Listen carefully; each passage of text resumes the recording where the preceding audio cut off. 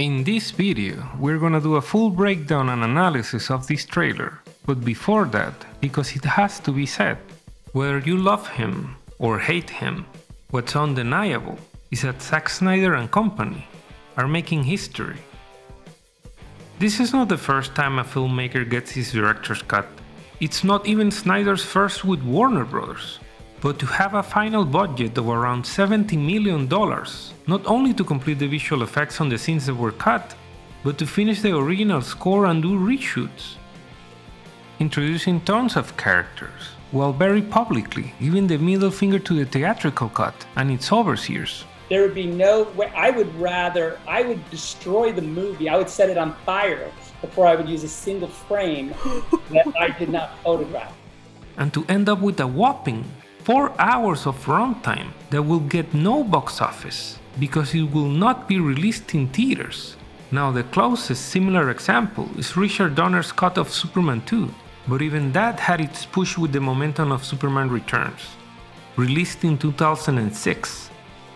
That's right, Donner got his cut a quarter of a century later, whereas Snyder is releasing his film, which negates the first live-action appearance of the Justice League. Man, my toes hurt. Released only 4 years earlier, in a cinematic universe that is very much alive, and that has moved on to much greener pastures. This blows my mind. But of course, I haven't always been kind to Snyder's work in the DCEU, especially with some of the story decisions regarding Superman. And in my checklist of what I wanted to see in a Justice League movie, an R rating is nowhere to be seen. But if I were him, knowing this is my last ride, I would also do whatever I wanted. We live in a society For the fans. Forget about the critics, leave nothing on the table, and put my name on it, in big letters, for all the world to know that no matter the outcome, this is mine. I respect that. Hello, I'm Edgar Miranda.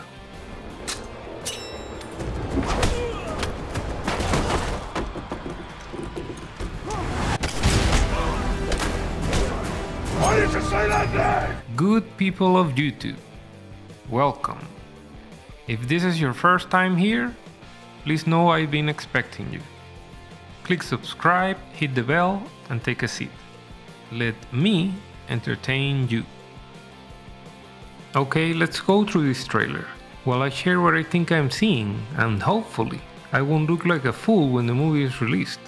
If you agree or disagree with my speculations, please let me know in the comments below. We open with Superman's cries of agony at the ending of VVS going the distance, while we hear Lex's declaration that the bells had been rung. This is referring to the scene in the ultimate cut of VVS, where he somehow communicated to Apocalypse that 3 mother boxes were on Earth, and because of that, someone or something is coming for them. I also love the consistency of Steppenwolf's look. Next, when I saw this, I thought, oh, is this New Genesis? And is that the High Father? Absolutely wrong. This is Themyscira, and this is Hippolyta, next to the temple where they guarded the mother box, being demolished. Probably in shame because Steppenwolf just teleported directly in front of it. Then we see Diana in the Shrine of the Amazons, on the Isle of Crete, holding Hippolyta's arrow, which started the fire that Diana was supposed to recognize as a threat of invasion. And it's funny how the setup for this was included in the theatrical cut. But there, it went nowhere. No investigation, no big revelation. But not here. Let me translate. If you combine the 3 mother boxes, you get Darkseid. See? This is either Apocalypse or the so-called nightmare future, filled with parademons, and we get our first look at the new gods. The man himself front and center, with his master torturer Desat, and Granny Goodness who trains Darkseid's elite forces, the Furies.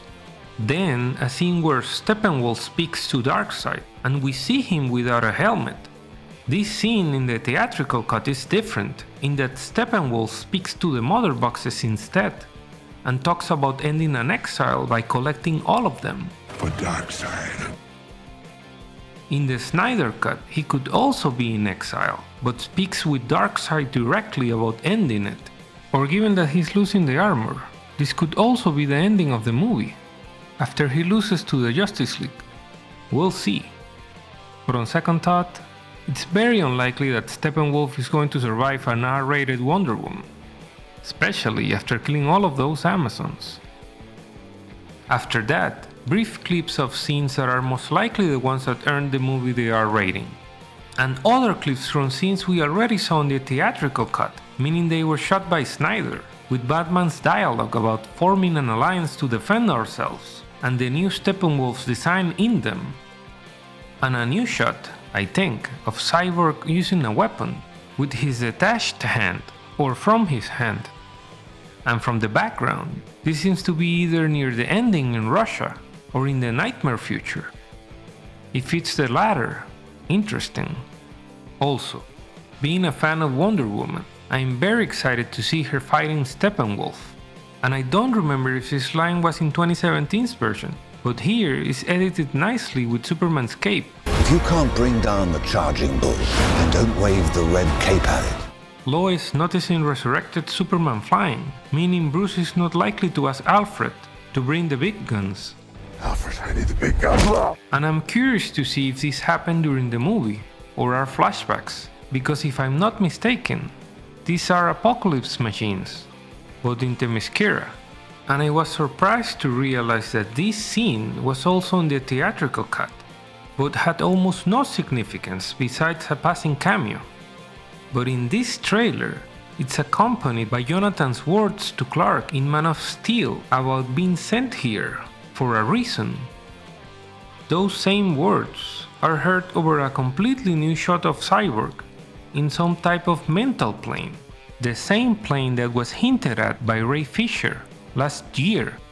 My guess is that with his family, this is where Cyborg finds the strength to somehow take control of Darkseid's apocalypse machinery near the climax of the movie.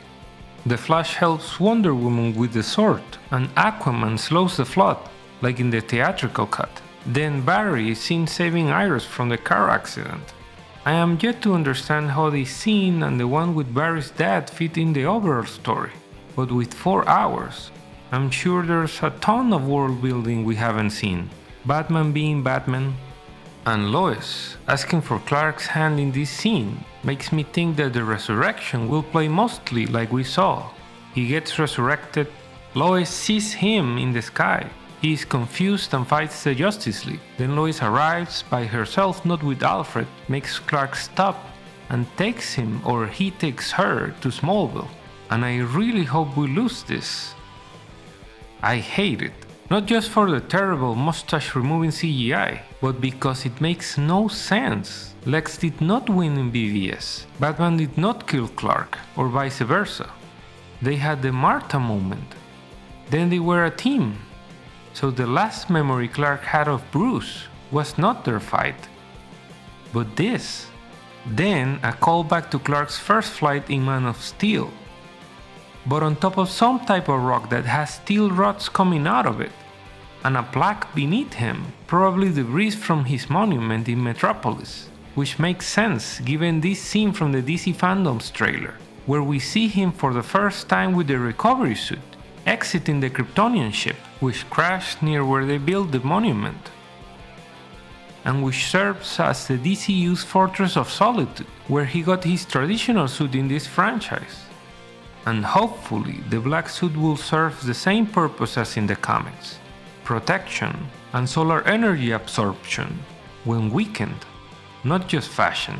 And from Clark's first flight to maybe Cyborg's first flight, to Themyscira, to Steppenwolf punching Batman's vehicle, and finally, to a badass nod to Frank Miller's The Dark Knight Returns. Then Cyborg connects to the mother boxes, at the same time the Flash, probably running through time via the Speed Force, touches him, and it's likely that this is where the Cyborg enters the mental plane. Steppenwolf catches the Atlantean mother box underwater, Clark embraces the women in his life, some action scenes, and then the Flash running My speculation is that the moment where the three mother boxes unite is the pivotal point where reality can become the nightmare reality, and the Flash has to use the Speed Force to stop it, or if he is traveling through time from the future, to change things with the help of Cyborg. And I like the idea of the Flash and Cyborg being of more relevance to the outcome. But honestly, what do I know? This is probably all in my head. But we do see a lot of that running. Hopefully, this is a culmination of his arc with his father and Iris. But I'm still struggling to piece everything together. But that's the fun of it. Speculating, waiting to watch the movie to confirm or debunk all of your theories. If you already know everything before watching the movie, well, what's the fun in that? They said the age of heroes would never come again.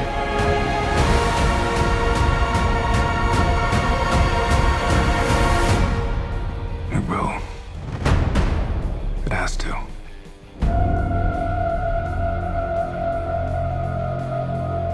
And finally, the Nightmare Future is a combination of Injustice Gods Among Us, the New 52's Earth 2, and Red Son, where Batman looks like this.